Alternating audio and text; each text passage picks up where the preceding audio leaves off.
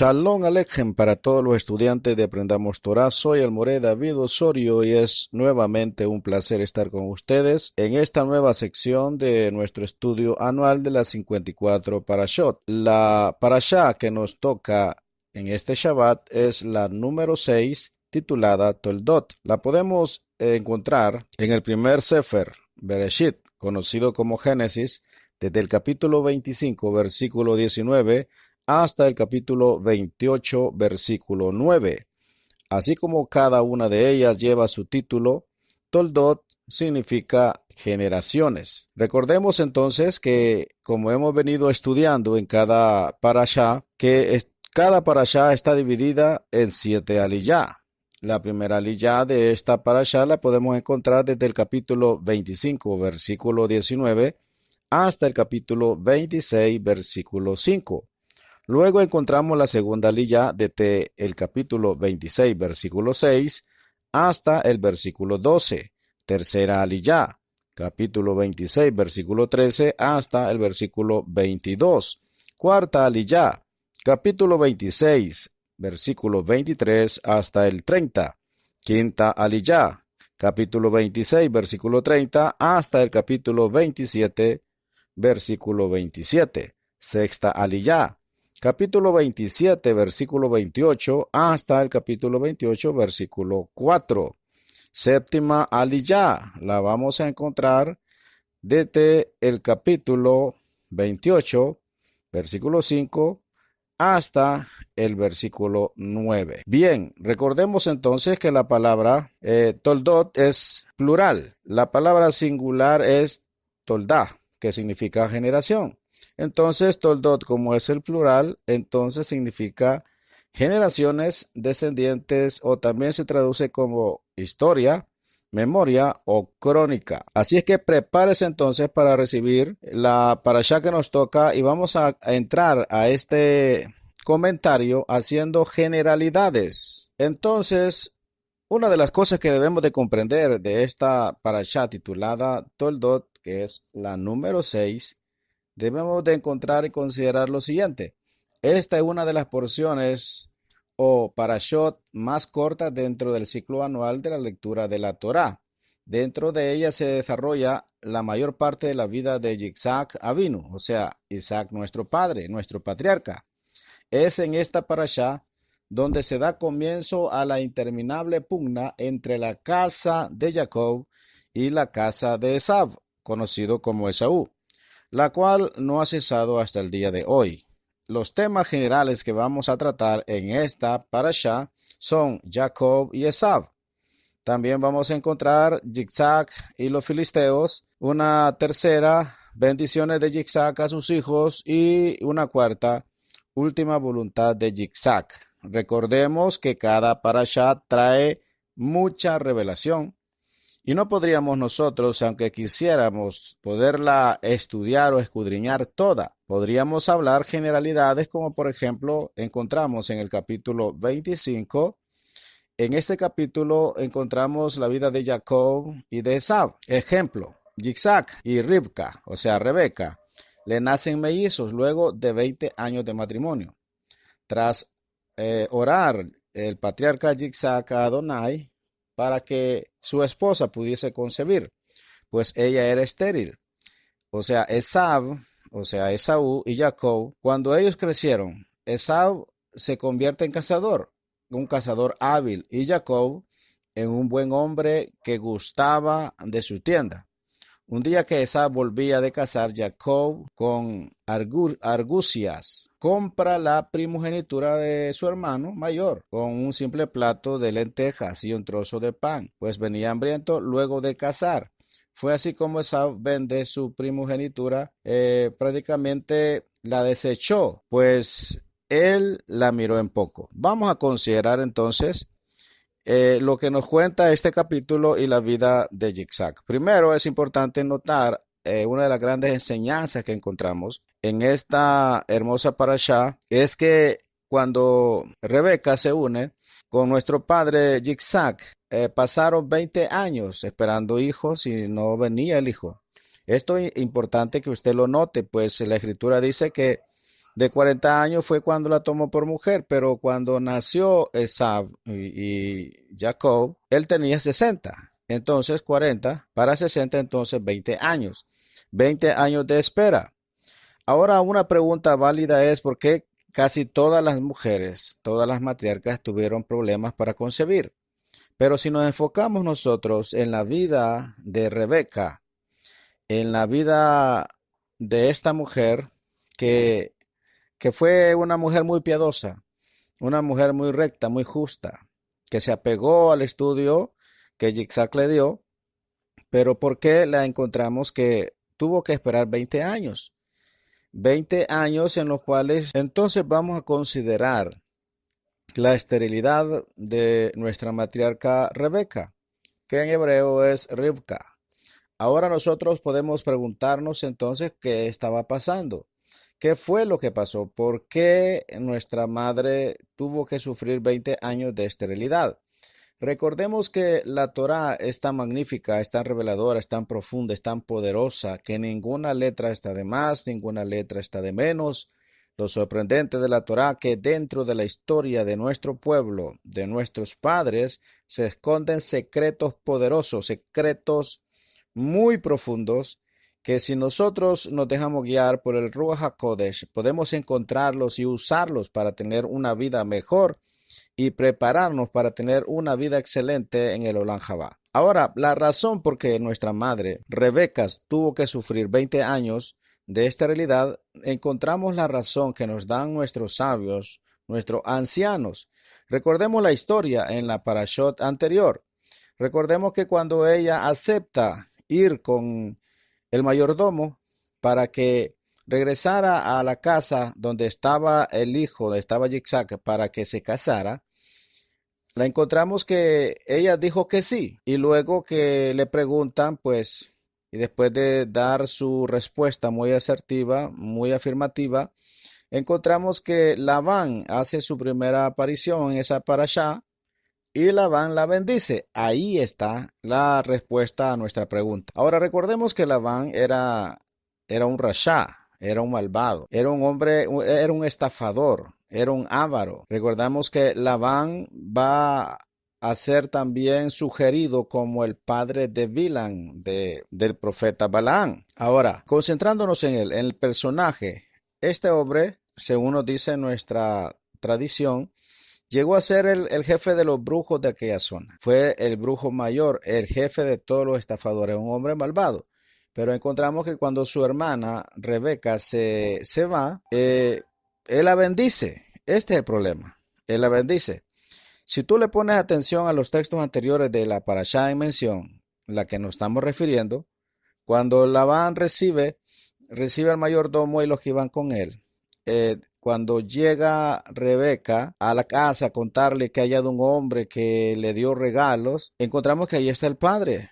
Pero luego cuando se despide y luego se va Rebeca con el mayordomo, vemos que ya no se menciona el padre, sino que solo está Labán. Y la tradición oral nos dice de que Labán intentó envenenar al mayordomo para quedarse con todas las riquezas, o sea, quedarse con toda la riqueza y no mandar a su hermana. Pero hubo un problema, que el veneno lo ingirió el padre, entonces prácticamente Labán envenenó al padre y por eso ya no se menciona. Entonces, el punto es ser un hombre malvado, un rasha, pero la bendijo. Ahora, la bendición que le dio que Hashem le diera muchos hijos y que de ella salieran, de su vientre salieran miles de miriadas y que sus hijos poseyesen las puertas de sus enemigos. Entonces le da una bendición. El problema es este, que le da una bendición. Ahora me voy a concentrar un momento en la palabra bendición para que ustedes entiendan algo muy poderoso con respecto a esta palabra. Ya lo he dicho anteriormente que la palabra bendición viene de braja o berajá, como también se dice, berajá o braja. La palabra bendición es brajot. Ahora, encontramos que en el original, en el hebreo, esta palabra es muy poderosa, pero también tiene una naturaleza muy especial que cuesta que el occidente la pueda entender, porque en las reglas para dar bendiciones se dice que hay una regla muy poderosa que es que solamente el mayor puede bendecir al menor. Quiere decir que las bendiciones solamente las puede dar alguien que sea mayor. Como dice la carta a los hebreos, indiscutiblemente, el menor tiene que ser bendecido por el mayor. Ahora bien, si esta regla es la que está y está vigente para que se pueda bendecir, podamos bendecir a alguien o recibir la bendición de alguien, debemos de hacerlo conforme a esta regla. Y conforme a esta regla hay mucho que hablar, como por ejemplo, ¿qué pasa entonces cuando nosotros asumimos o queremos o pretendemos o decimos que nosotros bendecimos a Hashem? ¿Cómo puede ser que un ser humano pueda bendecir al amo del universo? ¿Cómo puede ser que el polvo de la tierra pueda bendecir al amo y al juez de toda la tierra? Si nosotros no podemos darle nada porque todo es de él, todo le pertenece a él es el amo. Y entonces nosotros, ¿qué pretendemos cuando decimos que lo bendecimos? Si como está escrito que el mayor debe de bendecir al menor, entonces, ¿por qué nosotros se nos ha enseñado o creemos o decimos que nosotros bendecimos a Hashem? Luego nosotros encontramos que también en esta palabra braja significa doblar rodillas, significa también inclinarse, significa reconocer a alguien como superior. Entonces, en esta expresión, en este significado, nosotros entonces entendemos por qué nuestros hermanos judíos, cuando mencionan el nombre de Hashem o cuando dan una bendición, se tienen que doblar rodillas, inclinar su cuerpo. ¿Por qué? Porque la palabra braja quiere decir inclinarse, doblar rodillas, quiere decir reconocer como superior a alguien. Eso realmente en el hebreo significa bendición, o sea, braja. Entonces, cuando nosotros estamos bendiciendo a Hashem, no le estamos dando algo que realmente él pueda necesitar, pero sí lo reconocemos. Y lo reconocemos doblando las rodillas, porque nosotros no podemos darle algo que él necesite y que él no tenga. Por eso es que nosotros encontramos en la Torá que también está escrito, nunca te presentarás delante de Hashem con las manos vacías. Quiere decir entonces que para acercarse delante de un rey hay que llevar un presente. Ahora, cuanto más cuando nos acercamos ante el amo del universo y el juez de toda la tierra, el cual es Hashem, bendito sea su nombre. Entonces es la razón por qué nuestros hermanos judíos cuando mencionan el nombre inefable o cuando dan una bendición tienen que inclinarse, porque ellos conocen la naturaleza de esta palabra. Siendo nosotros el polvo de la tierra, nosotros reconocemos a Hashem. ¿Y cómo lo reconocemos? Doblando nuestras rodillas, inclinándonos cuando mencionamos uno de sus títulos, cuando vemos las 4 letras, Kadosh, cuando también nosotros escuchamos que alguien más menciona el nombre. Entonces, nosotros lo reconocemos a él. Ahora bien, entonces cuando hablamos de la palabra bendición, ahora tenemos un problema para alinearlo, para hacer tikkun. Tenemos que usar correctamente esta palabra. Por ejemplo, nosotros encontramos que nuestro padre Abraham lo encontramos en el libro de Bereshit cuando viene de la guerra, sale Melquisedec a encontrarlo y saca pan y vino y hace kiddush y bendice a Abraham. Pero luego viene Abraham y les corresponde con los macerot. Ahora, esto es importante que ustedes lo entiendan. Entonces, si nosotros, como polvo de la tierra, no podemos darle algo a Hashem y la forma en que lo bendecimos es que inclinamos nuestro rostro, nuestra cabeza, doblamos rodillas para reconocerle. Nos acercamos con un presente. Pero ¿qué pasa entonces cuando le decimos a un hermano, a un moré, a algún rabí, le queremos bendecir? ¿Cuál es la forma correcta de la Torá para bendecir a alguien del cual yo considero que él es mayor que yo? Y si él es mayor, entonces yo no le puedo dar una palabra. No se la puedo dar porque yo rompo la regla, que es el mayor que debe de bendecir al menor, cuando se refiere a una palabra profética, para que usted lo entienda.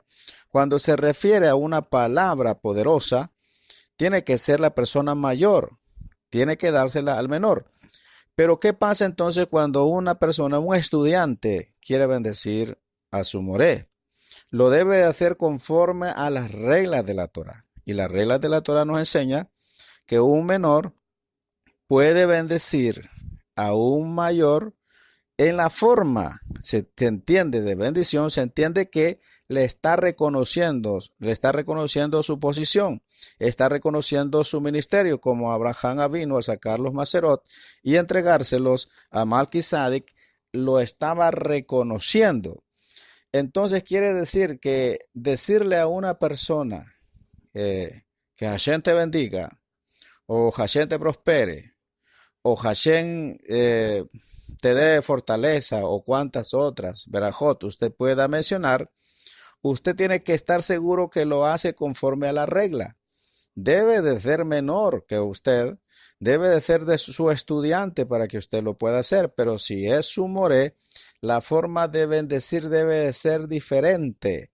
Debe de ser no inclinándose, sino que debe de ser reconociendo su ministerio.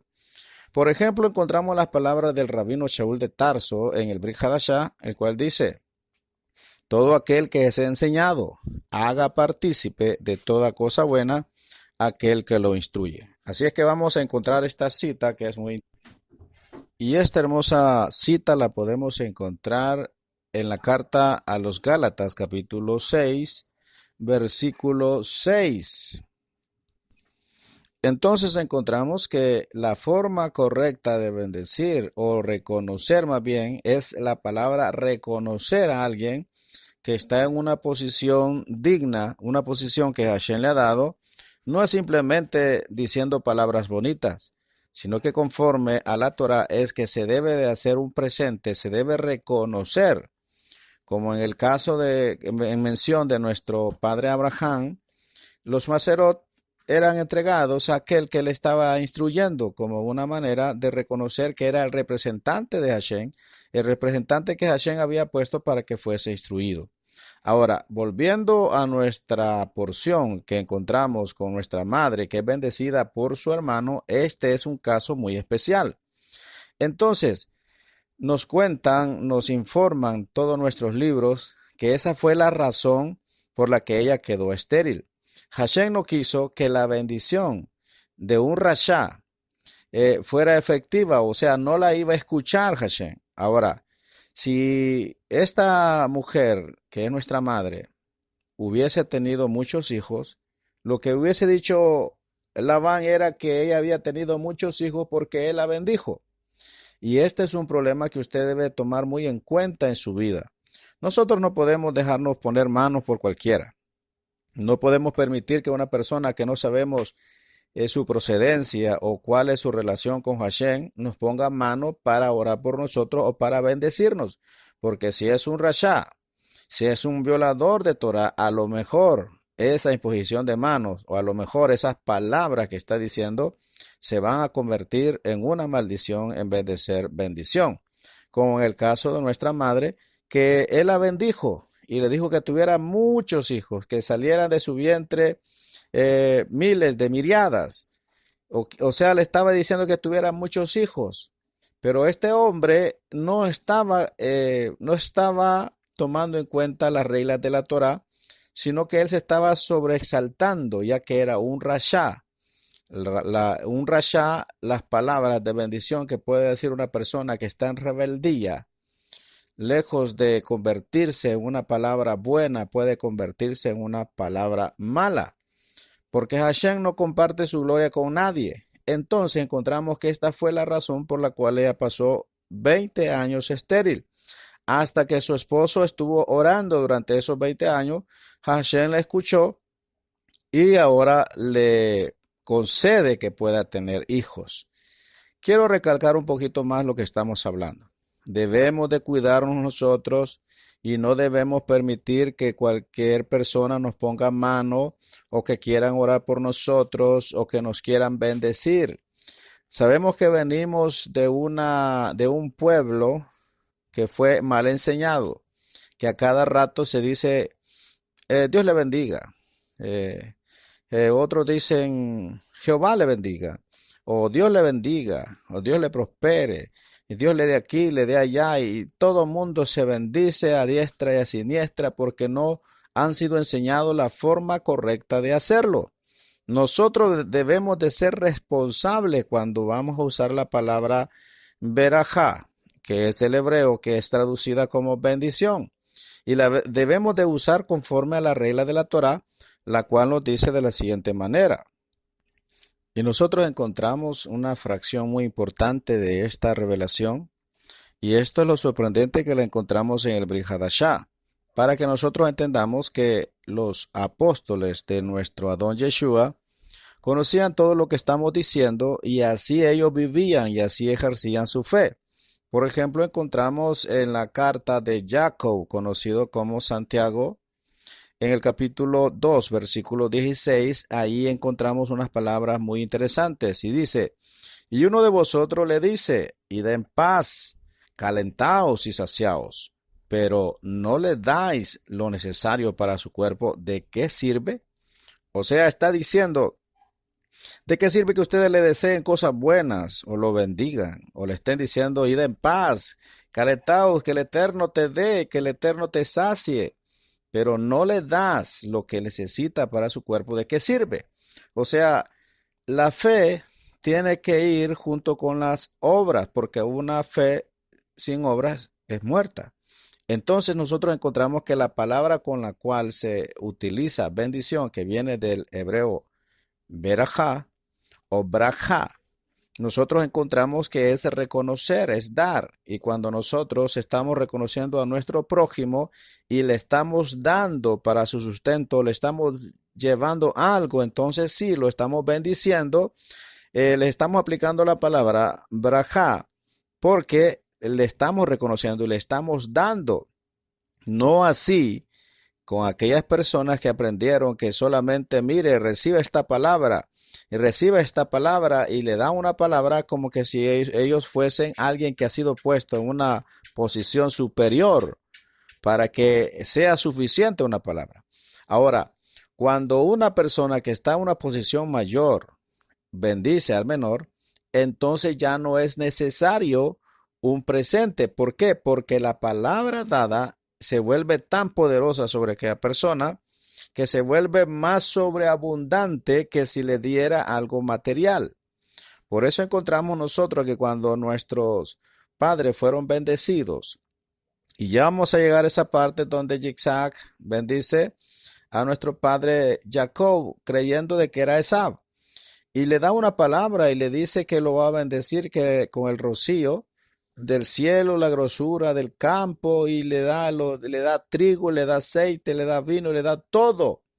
Y le da una palabra, es una palabra, no le dio graneros, no le dio lagares, no le dio camellos cargados, no le entregó toda su riqueza, no, le dio una palabra, pero como él era mayor por cuanto era padre y además de ello, había alcanzado nuestro padre Yitzhak una posición tan elevada espiritualmente, Hashem hizo efectiva aquella barajá que fue puesta sobre su hijo, creyendo que era Esaú, lo bendijo como el primogénito. Y nosotros encontramos que esta barajá se hizo efectiva por cuanto fue dada por alguien superior. Así que nosotros debemos de aprender a usar correctamente esta palabra para no caer en ese problema que caen muchas personas que dicen las cosas de una manera irresponsable. Y recordar nuevamente lo que venimos diciendo.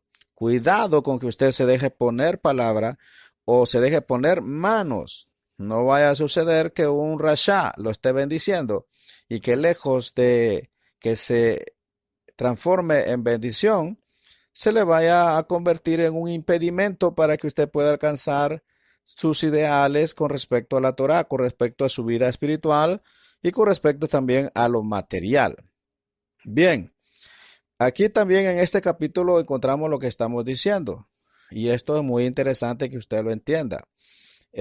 Saúl o Esaú y nuestro padre Jacob encontramos algo muy sorprendente, que desde que estaba en el vientre Hashem habló acerca de ellos y encontramos que cuando nuestra madre Rebeca tuvo problemas en el vientre, ella fue a consultar a Hashem.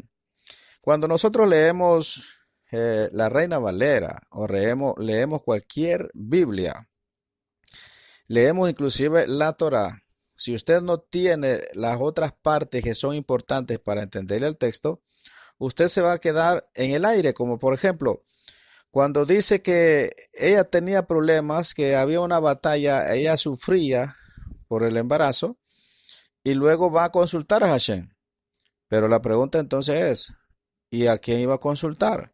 Si en ese tiempo no había templo, en ese tiempo no habían levitas, en ese tiempo no habían profetas, en ese tiempo no había un centro de adoración que al menos lo revele la escritura o que nosotros podamos entender.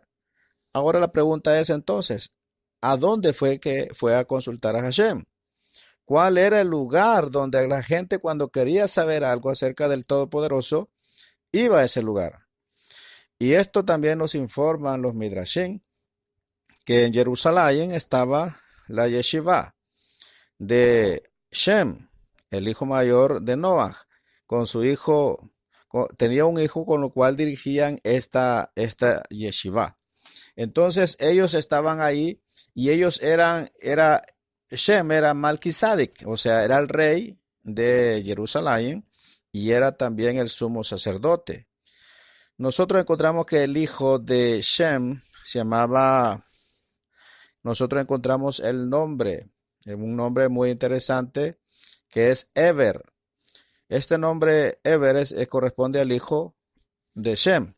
Ahora, en ese lugar se iba a consultar a Hashem, pero recordemos que cuando iban a consultar a Hashem tampoco llegaban con las manos vacías. Y fue a consultarlo y Hashem le habló. ¿A través de quién le habló? A través de Shem. Y le habló y le dijo que en el vientre habían dos pueblos y que iban a ser divididos del vientre y que iban a batallar. Ahora, lo interesante de todo esto es que, ¿cómo es que Hashem pudo ver que Esab iba a ser el Rasha y que Jacob iba a ser el Sadik? Ahora, esto es muy importante que usted lo entienda, porque muchas personas cuando no logran comprender la Torah comienzan a hilvanar teologías, doctrinas torcidas, aberraciones, como por ejemplo, habla sobre la predestinación. Y cuando se habla de la predestinación y no se entiende la palabra y se dice de una forma irresponsable, lo que causa es que las personas se confundan. Por ejemplo, si alguien dice, si alguien nació para ser salvo, aunque sea un malvado, se va a salvar. Y si alguien nació para ser un malvado, aunque se porte bien y haga todo su mejor esfuerzo, al final siempre se va a perder. Porque no entienden lo que está diciendo Hashem cuando dice que escribe, por ejemplo, el rabino Shaul escribe en la carta a los romanos acerca de la elección del pueblo de Israel y habla acerca de Esab y de Jacob, y que dice que a Esab aborrecí y amé a Jacob. Ahora bien, ¿qué fue lo que Hashem entonces está diciendo? ¿Está hablando acerca de la predestinación? No. Lo que está haciendo Hashem es que él está hablando de lo que todavía no ha sucedido, pero va a suceder.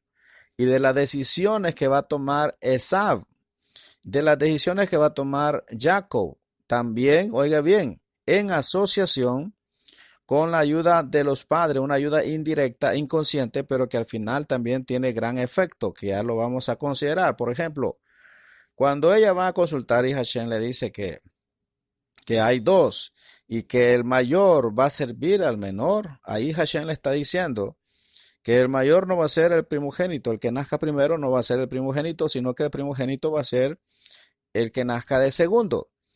Aquí encontramos un problema muy serio en la vida de esta pareja de nuestros patriarcas y de nuestras matriarcas, por ejemplo, de Yitzhak y de Rebeca.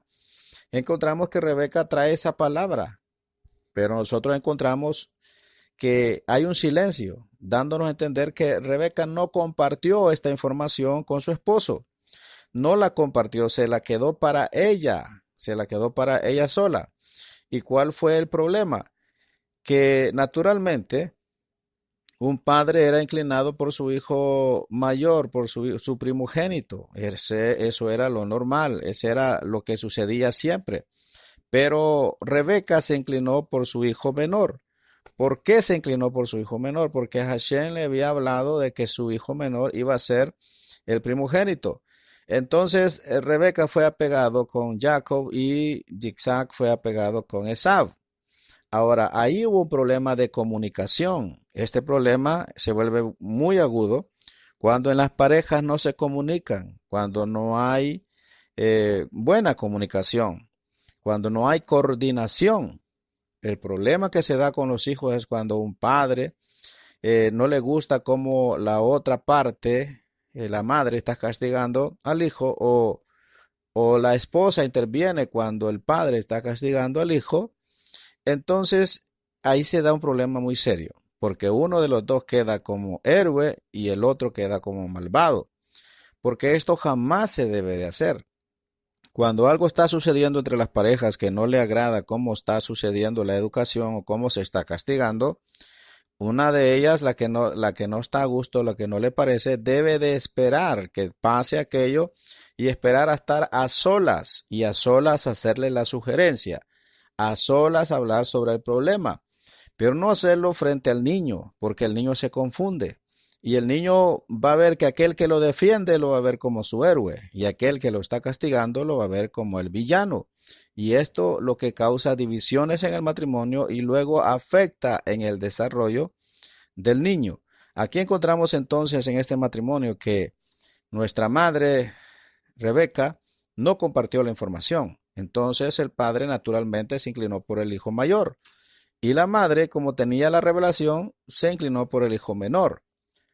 Pero esto no fue lo que realmente fue el detonante del destino de ambos, sino que fue la decisión que cada quien tomó. Aunque encontramos algunas informaciones que nos dan los Midrashim, que nos cuentan que la inclinación que traía Esaú era tan fuerte que cuando nuestra madre pasaba frente o cerca de un centro de idolatría, comenzaba a moverse Esaú como queriendo salir, como queriendo nacer. Pero cuando pasaba frente a una yeshiva, que es una academia donde se enseña Torah, entonces era nuestro padre Jacob que se ponía inquieto y quería nacer para ir a estudiar Torah. Ahora, esta información que nos dan a entender un poco, nos ilustran de que cómo venía cada niño de una forma predispuesta, pero no predestinada, sino que lo que detonó el destino de cada uno de ellos fueron las decisiones que tomaron cuando crecieron. Ejemplo, encontramos que Esaú escogió ser cazador y nuestro padre Jacob, él decidió ser ganadero, cuidar animales. Ahora, ¿por qué? Porque la decisión para buscar el sustento, buscar el pan de cada día, estaban ahí implícitas las decisiones, los sentimientos, las emociones que ellos los iban a gobernar el resto de su vida. Por ejemplo, Esab adrede buscó ser cazador porque esto le daba excusas para llegar tarde a las clases de Torah o no llegar a las clases. Se quedaba en el campo días enteros, noches enteras, y cuando llegaba tarde le decía que porque era un animal, se estuvo esperando y estuvo, o un animal que se lo anduvo persiguiendo y que por eso él no pudo llegar. Él adrede escogió ser cazador para mantenerse lejos, para tener excusas y no estudiar Torah. Pero nuestro padre Jacob escogió cuidar animales, ser ganadero, porque él sabía que esto le daba tiempo para estudiar Torah. Entonces, lo que cada quien, la decisión que cada uno tomó fue lo que determinó el futuro de estos dos personajes. Ahora esto nos enseña que también igual que nosotros, si usted busca un trabajo, adrede busca un trabajo donde realmente que le va a absorber todo el tiempo y no lo va a dejar estudiar Torah, usted va a terminar convirtiéndose en un rasha, porque se está alejando de Hashem. Ahora, si a usted le duele tener ese trabajo que lo impide estudiar Torah, ese es otro punto. Hashem lo sabe. Hashem reconoce todos nuestros esfuerzos. Él sabe por todo lo que nosotros estamos pasando. Él sabe si usted le duele, usted se siente triste porque le dice que tiene que trabajar en Shabbat, que tiene que trabajar sábado y es empleado y usted está imposibilitado porque usted pudiera rebelarse, pero también usted quebranta un mandamiento que usted debe de honrar a su empleador. Debe de honrarlo, debe de obedecerlo. Ahora, usted también no está vendido. Usted podría dejar de trabajar. Pero si el dejar de trabajar le va a causar que sus hijos sufran hambre, entonces usted estaría quebrantando otra misma, que es ser proveedor de nuestra casa. Entonces así está el problema. Pero cuando se está buscando una solución, se está negociando, se está queriendo ganar al jefe para luego acercarse y decirle, mire, yo le vengo a trabajar domingo, pero deme el sábado, porque yo lo necesito, tengo algo importante con mi familia, con mi congregación. Y Hashem, qué bueno, al ver ese deseo se lo puede dar. O esta es una posición correcta, pero también está la otra que puede tomarlo como excusa. Llegar tarde al estudio de la Torá, llegar solo en la tarde un ratito a hacer la Havdalah o a llegar a la parte de la Haftarah o del Brit Hadashah y conformarse con eso y tomar como excusa, pues yo trabajo y por eso no puedo venir todo el día. Hashem lo sabe. Ahora, esto es importante que usted lo entienda, que cuando se busca un empleo, ahí se mira el anhelo que nosotros tenemos por la Torá. Necesitamos un empleo que nos dé, un negocio que nos dé, un taller, una empresa que nos dé tiempo para estudiar Torá.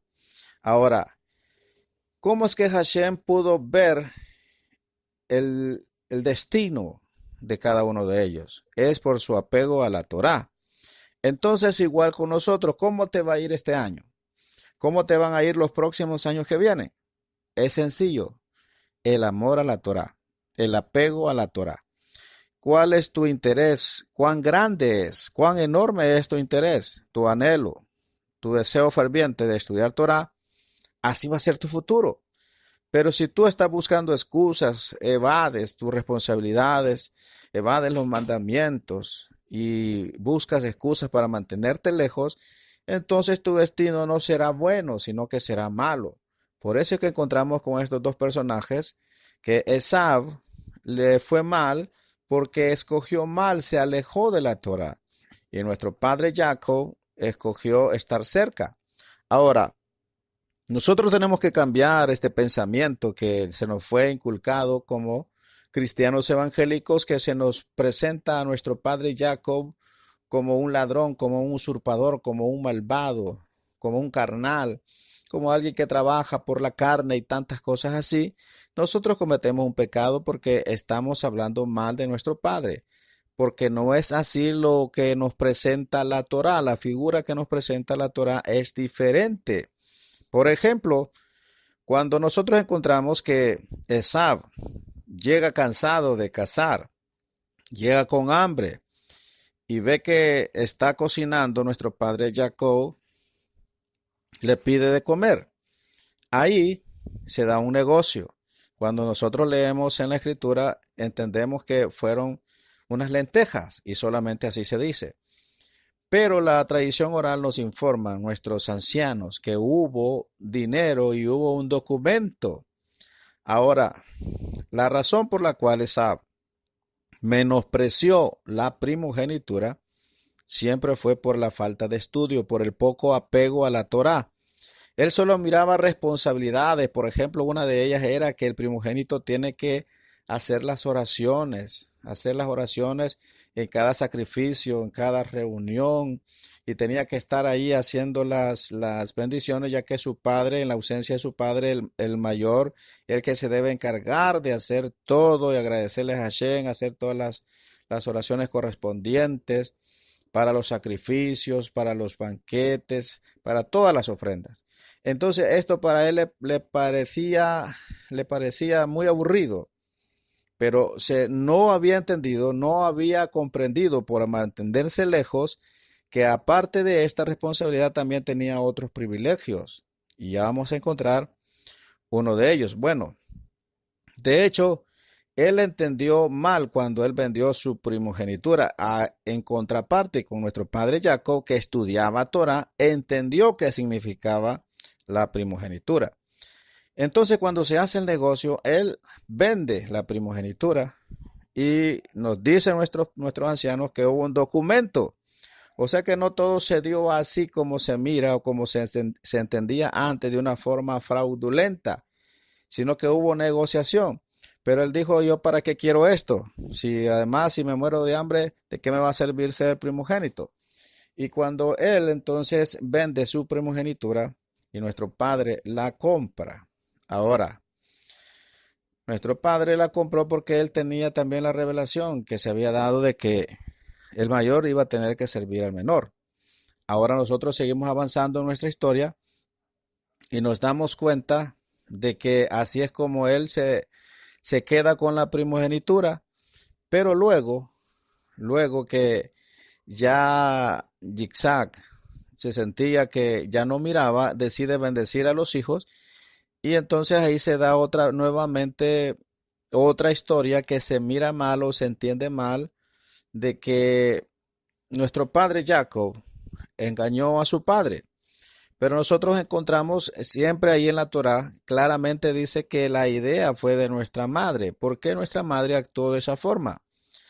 Actuó de esta forma primero porque ya sabía que había habido una negociación, ya era legal, o sea, ya le pertenecía a él. Pero claro, esta negociación no la conocía Yitzhak. Ahora, cuando nuestro padre Jacob tiene temor de que nuestro padre Yitzhak lo maldiga en vez de bendecirlo, si lo descubre, encontramos que las palabras de nuestra madre es que ella se hace cargo de cualquier responsabilidad. Y así es como se da el caso de que él llega y, eh, por así decirlo, con engaño, con engaño adquiere la bendición que ya le correspondía a él por cuanto ya era dueño, pero sin consultarle a su padre. Ahora, dejando a un lado este momento, porque podríamos seguirlo debatiendo si fue correcto o fue incorrecto, pues ya sabemos que fue incorrecta la forma en que se hizo. Y que esto nos enseña muchas veces que cuando nosotros conocemos ciertas cosas que Hashem quiere hacer con nosotros tendemos a quererle ayudar y es ahí donde cometemos graves errores. Las cosas se van a dar en su tiempo, las cosas se van a dar en el tiempo de Hashem, haciendo nosotros nuestra parte hasta donde nos toca, pero cuando nosotros queremos usurpar o darle una ayuda a Hashem o adelantar los planes de Hashem, es ahí donde cometemos grandes errores. Ahora, pero la bendición se dio y el engaño se dio. Y vemos nosotros que luego Esav llora cuando se da cuenta que su hermano pues le había robado la bendición. Pero él habló mal porque él no entendió que cuando vende la primogenitura también estaba vendiendo la bendición del primogénito. Pero la bendición del primogénito va más allá de lo que Esav conocía.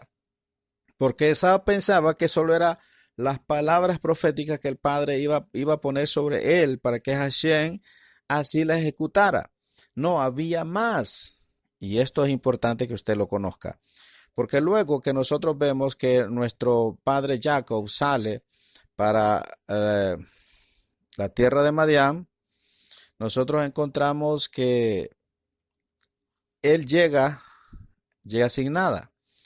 Pero la Torá nos dice que no se fue así de escondida, no se fue así de una forma prematura o presurosa, sino que se despidió de su padre y su padre cuando supo que iba a ir a donde sus parientes, pues sabía el carácter de su hermano y que corría peligro, pues lo envía y lo envía con presentes, lo envía con camellos, lo envía con riquezas para que fuese a donde sus parientes, donde estaba Labán, que ya vamos a conocer más acerca de él.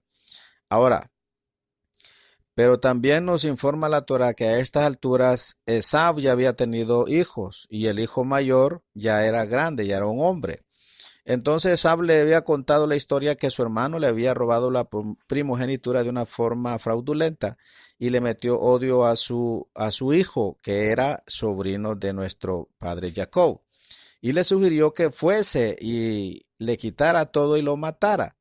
Pues mientras Jacob viviera, él iba a tener la bendición, pero si Jacob moría, entonces Esaú, que era el único con vida, iba a pasar a ser el primogénito y dueño de todas las bendiciones.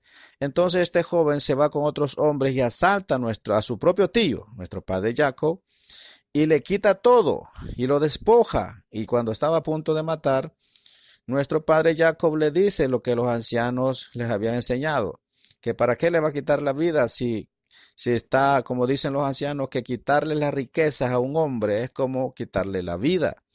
Entonces lo había prácticamente como que lo había matado al quitarle todo. Así fue que el joven decide dejarlo con vida y por eso lo encontramos que en Betel está solamente con el bastón, está sin nada. Esto no se logra entender fácilmente cuando se desconoce el contexto de la Torá. Era imposible que un hombre mandase a su hijo con las manos vacías en un viaje tan largo y más cuando iba para buscar esposa. Ahora, pero ahí está, sin nada, solo con el bastón, con una piedra de cabecera.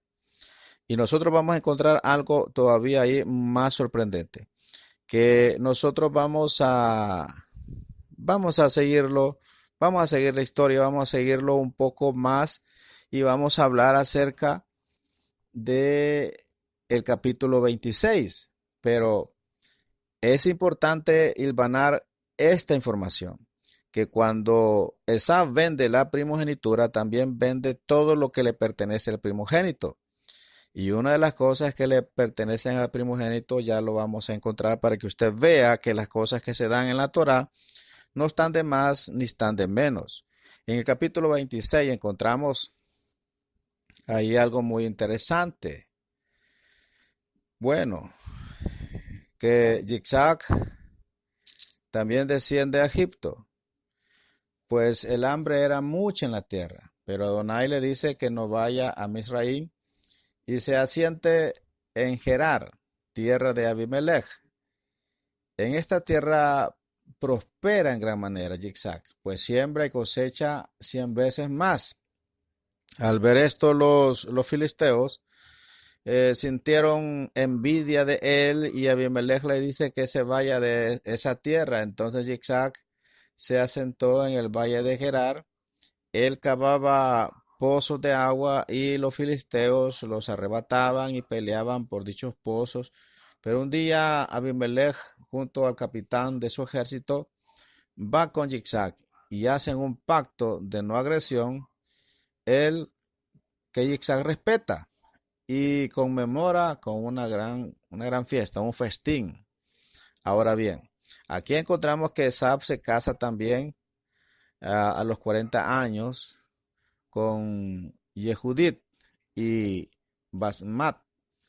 Ambas mujeres eran kenanitas, o sea, eran de Canaán, y no eran del gusto de sus padres, pues tenían costumbres idólatras. De hecho, su padre le había dicho que no buscara esposa de allí de las hijas de Canaán, y este personaje, Esaú, por no estudiar Torah, no pudo entender cuán importante era el consejo de su padre. Y encontramos en el capítulo 27 que Yitzhak se fue haciendo anciano y sus ojos ya se oscurecían, sintiendo la muerte sobre sus hombros, llamó a Esaú, y aquí está la historia que hemos venido hablando, que le preparase una deliciosa comida luego de cazar, eh, para así luego bendecirle. Al escuchar esto, Rebeca alerta a nuestro padre Jacob para que le trajese animales de rebaño, y ella cocina para su padre. Así fraguaron el engaño, un ardid, esta forma engañosa para que la bendición cayera sobre Jacob y no sobre Esaú, quien realmente debemos de recordar que ya había mirado, o sea, había tomado en poco la primogenitura al deshacerse de ella solamente porque tenía hambre. Desechó no solamente el derecho a la primogenitura, sino que también el derecho a la bendición y el derecho a todo lo que le pertenece al primogénito. Ahora bien, aquí es donde nosotros vamos a encontrar algo muy sorprendente de todo esto, que por eso es que es importante que nosotros tomemos en cuenta toda la información que nos dan los Midrashim. En el capítulo 28, Yitzhak bendice a Jacob y le pide que no se case con una mujer kenanita, como lo hizo su hijo Esau, sino que vaya a casa de Labán y tome mujer de esa casa. Esab, al ver que las mujeres de Canaán turbaban a sus padres, va a la tierra de Ismael y toma por mujer a Mahalat, hija de Ismael, hermano de Yitzhak. O sea, quería agradar a su padre, pero a su manera, no conforme a lo que le estaba diciendo. Ahora bien, nosotros vamos a encontrar algo muy sorprendente sobre esto, que vamos a comenzar a cerrar líneas y a dejar hasta acá nuestro comentario, pero vamos a poner algo sorprendente de lo que sucedió. Y esto es lo importante que a veces no se logra entender. Y la pregunta es, ¿por qué Lea, que era la mayor, eh, se casa primero con nuestro padre Jacob? Y luego encontramos que Raquel, que era la que él amaba, se casa de segunda. Eh, ¿Por qué dos esposas? ¿Y por qué tuvo que ser Lea? Todo esto no se logra entender hasta que entendemos el contexto de toda la tradición de la cual nosotros venimos hablando. Son informaciones, revelaciones que han estado siempre, que se han pasado de padre a hijos, de maestro a alumno. Se ha ido transmitiendo toda esta información y es la siguiente, que encontramos en la Torah que cuando le nacen hijos a Yitzhak, también se le informa que también Labán ha tenido gemelas, que casualmente Yitzhak y Rebeca tuvieron gemelos varones, pero que Labán tuvo gemelas, hembras. Entonces, cuando se dieron cuenta, se comunicaron entre sí y hicieron un trato. Y el trato era que la mayor de las hijas de Labán se iba a casar con el primogénito de Yitzhak. Y el segundo en nacer de Yitzhak se iba a casar con la segunda en nacer de Labán. Y así se hizo el trato. Y ese era uno de los derechos que iba a tener el primogénito. El primogénito se iba a casar con Lea, que era la mayor. Ahora, otra información que también no se puede entender lejos si no se toma en cuenta, es todo lo que venimos hablando, es la razón por la cual Lea tenía ojos delicados. La Torá no da mayor información, pero todos los midrashim nos informan que cuando crecieron estas dos jóvenes, estas dos muchachas, se dieron cuenta que con quienes se iban a casar. Y cuando a Lea se le dijo que se iba a casar con Esab y ella averiguó quién era Esab y se dio cuenta que era un rasha, dice que ella lloraba continuamente porque ella no quería ser esposa de un rasha, ella quería ser esposa de un sádic. Y lloró a Hashem, le suplicó a Hashem y intercedió delante de Hashem que no le diera como esposo a un rasha, quería un sádic. Y de tanto llorar y llorar es que como aparece en la Torah que sus ojos eran delicados. Ahora bien, recordemos entonces que cuando Esab vende su primogenitura, vendió también la bendición y también vendió el derecho que tenía el primogénito. ¿Y cuál era uno de los derechos? Que Lea tenía que casarse con el primogénito de Yitzhak. Entonces, cuando la bendición del primogénito emigra para caer en nuestro padre Jacob, no solo esa bendición, sino con los derechos también del primogénito, en este caso, casarse con Lea. Cuando nosotros nos damos cuenta entonces de esto, entendemos que lo que pasó ahí es que Hashem le estaba dando respuesta a Lea. ¿Y cómo le dio la respuesta a Lea? Parecía imposible que Lea se cambiaran los designios, pero Hashem, que es poderoso y atiende la oración, que es humilde, escuchó la oración y entonces es por eso que se configura toda esta situación, que cuando llega él, nuestro padre Jacob se enamora de Raquel. Ok, pero había un gran saldo de oración, había una gran cuenta de tefilot a favor de Lea, entonces por eso se casa. Aquí encontramos algo muy sorprendente también. Y podríamos hablar muchas cosas porque hay tantas cosas escondidas acá.